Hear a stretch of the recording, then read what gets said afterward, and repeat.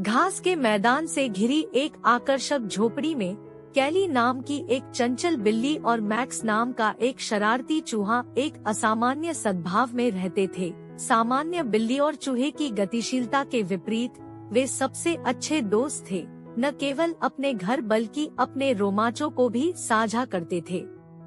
Max अपनी त्वरित बुद्धि और जिज्ञासा के साथ अक्सर कैली को कुटिया और आसपास के खेतों के आसपास रोमांचक अन्वेषणों पर ले जाता था।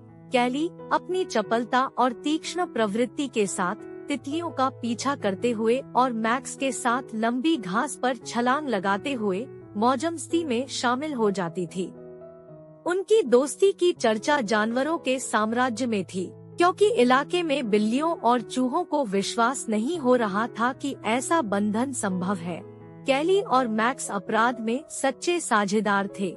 वे उनकी भागदौड़ में हिस्सा लेते थे और कभी-कभी पड़ोस के गुंडों, अनियंत्रित गिलहरियों के एक गिरोह को मात देने के लिए टीम भी बना लेते थे।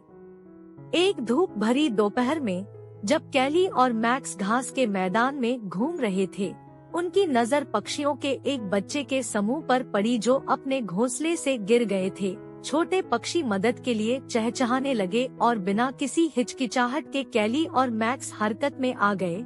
कैली ने धीरे से पक्षियों को अपने मुंह में ले लिया और मैक्स ने अपनी तीव्र इंद्रियों का उपयोग करते हुए उन्हें पेड़ पर ऊंचे अपने घोंसले में वापस ले जाया।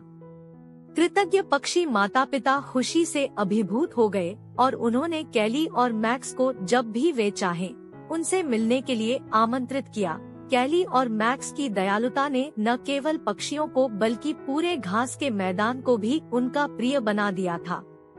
जैसे जैसे उनके वीरतापूर्ण कृत्य की चर्चा फैली, अन्य जानवरों को अपने सामान्य मतभेदों से परे दोस्ती और एकता की संभावना दिखाई देने लगी। बिल्लियां और चूहे, जिन्हें कभी प्राकृतिक विरोधी माना जाता था, ने अपने दृष्टिकोण पर पुनर्विचार करना शुरू कर दिया और समझ के पुल बनाना शुरू कर दिया।